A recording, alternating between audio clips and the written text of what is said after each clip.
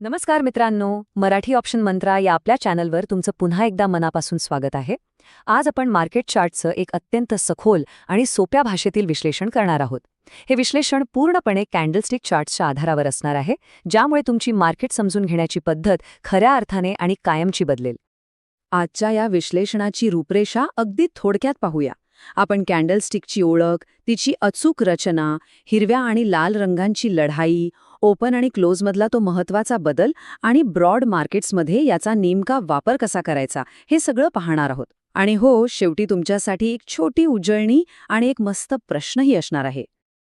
तर चला, अजिबात वेळ न घालवता वळूया पहिल्या भागाकडे. कॅन्डलस्टिक ॲनालिसिस, मार्केटची खरी कहाणी. आता मला सांगा, आपण टीव्हीवर किंवा पारंपरिक चार्ट्सवरती एक साधी रेषेची आकृती किंवा लाईन चार्ट बघतो, बरोबर? त्यात आपल्याला फक्त क्लोजिंग प्राईसची एक साधी रेषा दिसते. पण ती साधी रेषा कोणती कहाणी सांगायला कमी पडते बरं? बायर्स आणि सेलर्स यांच्यात जी लपलेली लढाई सुरू असते, त्याबद्दल तुम्हाला काय वाटतं? तुमचे विचार खाली कमेंट बॉक्समध्ये नक्की सांगा. ही एक अशी लढाई आहे जी मार्केटमध्ये प्रत्येक मिनिटाला, प्रत्येक तासाला सुरू असते. ओके, आता आपण ह्याच्या अगदी खोलात जाऊया. कॅन्डलची रचना आणि तिचा मूळ पाया नक्की कसा असतो ते समजून घेऊया. मुळात कॅन्डलस्टिक म्हणजे नेमकं काय?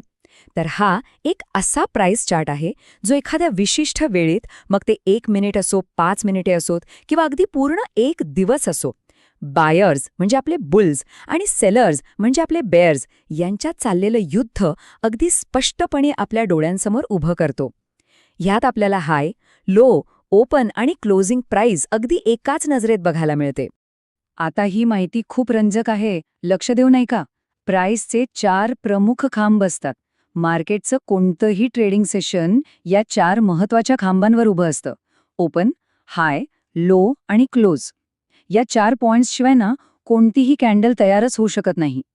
मार्केट कुठून सुरू झालं, ते जास्तीत जास्त कुठेपर्यंत गेलं, किती खाली आलं आणि शेवटी कुठे थांबलं, हे सगळं या 4 पिलर्सवर अवलंबून असतं. आता कॅन्डलची रचना थोडी काळजीपूर्वक बघा. जो मधला जाड रंगीत भाग असतो ना, त्याला आपण रिअल बॉडी म्हणतो. ही बॉडी आपल्याला ओपन आणि क्लोजमधली रेंज दाखवते. यातून बाईंग किंवा सेलिंग प्रेशर किती स्ट्रॉंग आहे हे लगेच समजतं. समजा बॉडी खूप लांब असेल तर ट्रेंड एकदम मजबूत आहे, आणि जर बॉडी छोटी असेल तर मार्केटमध्ये थोडा संभ्रम आहे. आणि त्या ज्या पातळ रेषा वर आणि खाली दिसतात ना, त्यांना विक्स किंवा शॅडोज म्हणतात. बायर्स आणि सेलर्स प्राइसला वर आणि खाली जो पुश करतात, त्या सततच्या खिचाखिचीमधून या पातळ विक्स तयार होतात, अगदी खऱ्या मेणबत्तीच्या वातीसारख्या. आता आपण पुढच्या आणि सर्वात आकर्षक भागाकडे वळूया, रंगांची लढाई, हिरवा विरुद्ध लाल. मार्केटमध्ये कॅन्डलचा रंग आपल्याला एका सेकंदात सांगतो की त्या सेशनच्या लढाईत बाजी कोणी मारली आहे. इथे 2 महत्त्वाच्या कॅन्डल्स आहेत. पहिली आहे ग्रीन बुलिश कॅन्डल. हिरवा रंग दिसला की समजायचं प्राइस वर गेलीय. इथे क्लोज हा नेहमी ओपनपेक्षा जास्त असतो. ओपन बॉडीच्या तळाशी असतो आणि क्लोज वरच्या बाजूला. दुसरीकडे रेड बेअरिश कॅन्डल. लाल रंग म्हणजे प्राइस खाली आली आहे, सेलर्स भारी पडलेत. इथे क्लोज हा ओपनपेक्षा कमी असतो.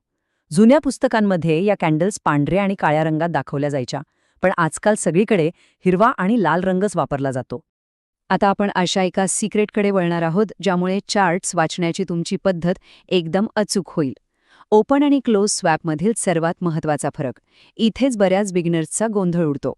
तर सर्वात महत्त्वाचा मुद्दा हा आहे, आणि हा नियम कायम लक्षात ठेवा. हाय आणि लो नेहमी सारखेच राहतात.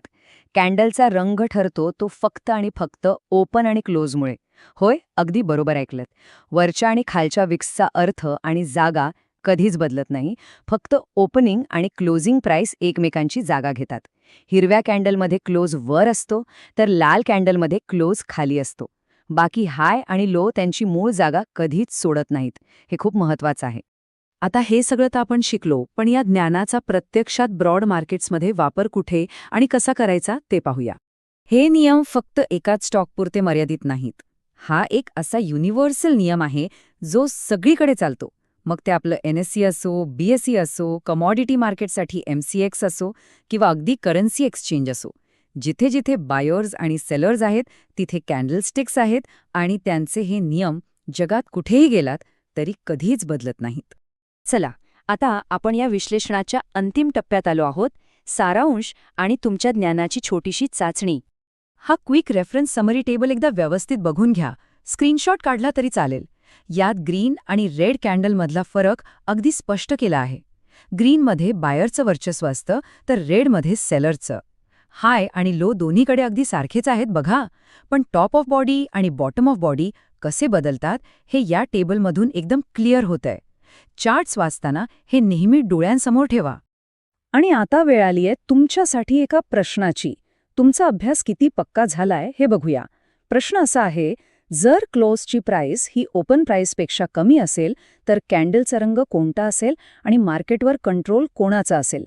डोकं चालवा आणि या प्रश्नाचं अचूक उत्तर लगेच खाली कमेंट बॉक्समध्ये टाईप करा. मला तुमचे सर्व उत्तरं वाचायला नक्की आवडेल. तर मित्रांनो, आजच्या या विश्लेषणात आपण कॅन्डलस्टिक्सचा अगदी भक्कम पाया तयार केला आहे. आता फक्त एक विचार करा, जर एका साध्या कॅन्डलमध्ये एवढी ताकद आणि एवढी माहिती दडलेली आहे, तर शेकडो कॅन्डल्स जेव्हा एकत्र येतील तेव्हा मार्केटचा कोणता मोठा ट्रेंड आपल्यासमोर उघड होईल. हीच जादू आपण पुढच्या विश्लेषणात नक्की शिकूया. तोपर्यंत नवनवीन चार्ट्स बघत रहा, प्रगती करत रहा आणि आपल्या चॅनलचा मूलमंत्र कधीच विसरू नका, सदैव लाभात रहा.